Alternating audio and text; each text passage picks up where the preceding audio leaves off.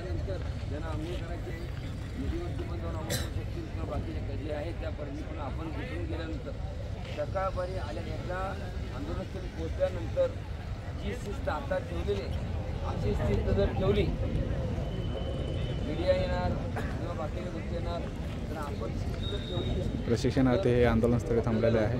आदरणीय तुकाराम बाबा प्रशिक्षणार्थ्यांना मार्गदर्शन करत आहे की रात्रीचे जे नियोजन आहे आज दिवसभरात जे काय केलं ते पूर्ण घटनावली सांगते. तसंच रात्रीचे जे राहायची सोय जेवणाची सोय आहे ते पूर्ण माहिती देते. तसंच चाकरकर साहेब पण उपस्थित आहे इथं आणि सगळे प्रशिक्षणार्थी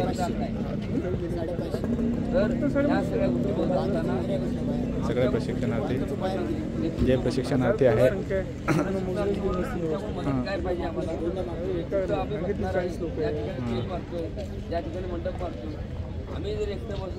हे प्रशिक्षणार्थी जोपर्यंत न्याय नाही भेटणार तोपर्यंत इथून उठणार नाही या हेतून इथे या मैदानाला बसलेले आहे. नाशिक येथे हे आंदोलन काम चालत राहणार